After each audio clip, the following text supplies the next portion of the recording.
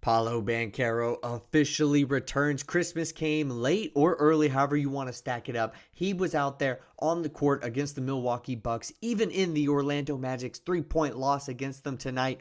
I'm excited. I count it as a moral victory. Definitely one of the higher moments this season from what I've seen, and a great performance from Paolo Banchero. 34 points in the loss, but still, he did not look rusty whatsoever, and this team looked a lot better with him out there on the court. We're going to talk about everything regarding his return to the floor tonight against the Milwaukee Bucks, what the loss unfortunately does mean for the Bucks, or excuse me, for the Bucks and for the Magic in the standings in the Eastern Conference, and what else do we need to know about the game that just took place tonight. But first, guys, make sure that if you haven't, to subscribe to the channel. It is the easiest and best way to support us here at Magic Digest. We're trying to build an Orlando Magic basketball community here on YouTube, and that is the best way to help and join the community here. All right, let's get into what happened in this game. As you can see now, Paolo Banchero's stats for the season had a bit of an uptick.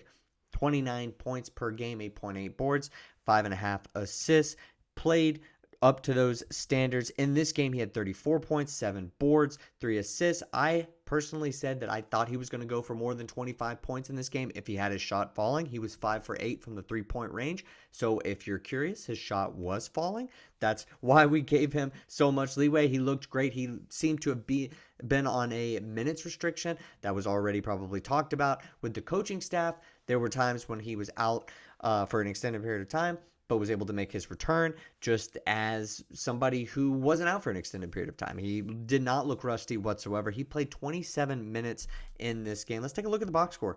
The box score kind of shows a few different stories, but I think the main one kind of goes for Paolo Banchero played well. Tristan da Silva played 40 minutes, so clearly there was a lot of trust there. KCP did appear to get banged up. I'm not going to speak too much on the injury because we just don't know exactly what it is, and I have made enough injury content for you guys so far this year, so I'm just going to let it ride, and we'll see exactly what the reports are later on. Bataze as well, and in like a very similar vein, did not play well in this game.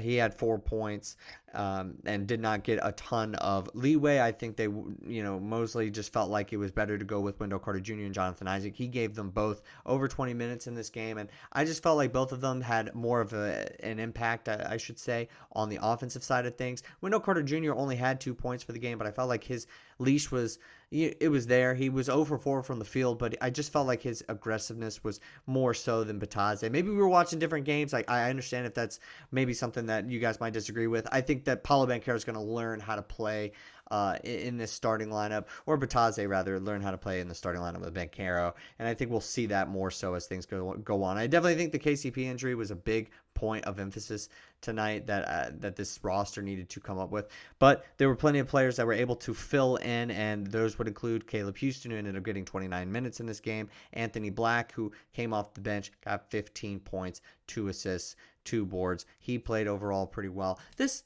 Bucks team is very good. They played this Magic team extremely tough, and I think that as a playoff preview, I have to tip my cap to both teams and say it could be like this come playoff time. It could not. We don't even know what version of each squad that we're going to see, right? Because they still got Chris Middleton coming off the bench, the Bucks do. He ended up shooting 50% from the floor, but it's really the Giannis and Dame show over there in Milwaukee, and then it's who is showing up on any given night. Is it going to be their great shooting now that they have? It just depends. It's literally on and off with that team no matter what. It's Bobby Portis. Is he going to play any sort of defense for them?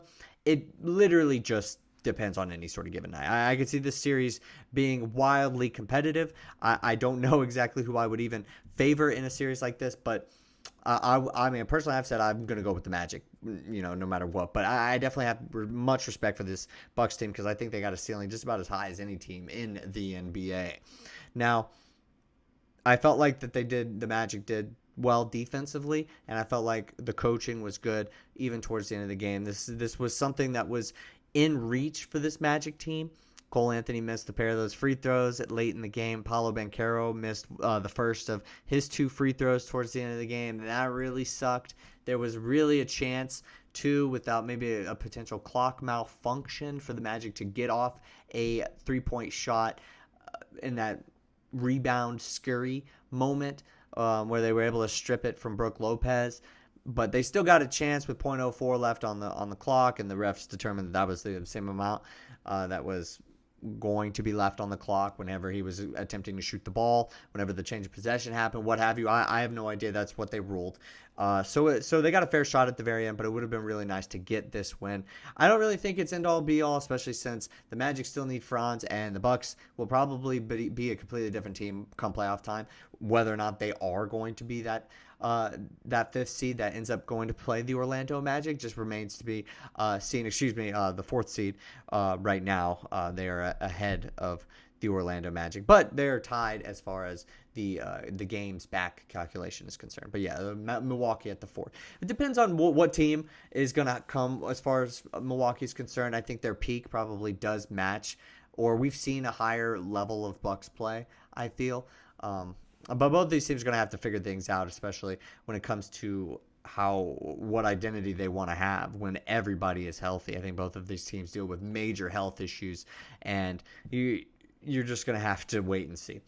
But I think overall this was a really, really great moral victory for the Orlando Magic, guys. I want to know what you think about this game in the comments below. If you thought that there was any sort of Orlando Magic rust that was taking place. I felt like this team was very good. I'm not going to comment too much on the injuries. Just want to wait and see what happens with that. We'll see what happens with Suggs, and when he's going to return. He was due for an extended period of rest, which I don't mind, and I don't think anybody should mind, but we could use him back as well. I think some of these guys that are coming off the bench are ready to take on increased roles, but I'm not exactly a huge fan of giving a guy like Caleb Houston 29 minutes in a game when we can avoid it against a playoff team that we could potentially play in the first round. I don't think that would really happen. I feel like Wendell Carter Jr. getting 25 minutes more than Bitadze, I'm not a huge fan of it if we can avoid it. If there's not anything matchup-wise, I felt like Wendell Carter Jr. was comfortable out there more than Bitadze, looking for his own shot. Not a huge fan. Also, we're playing the rookie 40 minutes per game. I think we're going to figure some stuff out. I think Mosley's going to figure out how he wants to bring back Paolo Banchero. 27 minutes, that's not going to stay like that for, we got to check in 3 games. He'll probably be playing closer to like 37 minutes per game, honestly. So something around there. So that's going to obviously change, and some of these other players' minutes will change. And KCP's injury update, we will see. And anybody else, right, also on the bench that had to leave the game early. We'll see exactly how he plays with that lineup and how deep he wants to go with the rotation. Obviously, we're still missing some guys, including Gary Harris, Franz Wagner, Jalen Suggs. We'll have to wait and see. But, guys, thank you so much for sticking to the very end of this video. I want to continue to pump out this Magic content. So, thank you guys so much for the support. It does not go unnoticed. Ever since I mentioned I'm trying to get to 1,000, that's the big goal. I've seen certainly an uptick in that support. So, I wanted to say thank you guys so much. Please continue to do so. Subscribe and support the channel. It means everything to me. Love the Orlando Magic and talking Magic basketball with all of you guys. So it's the best thing ever. So thank you guys so much for watching. Let me know what you guys think about the game below, and I will see you guys next time with some more Orlando Magic basketball content.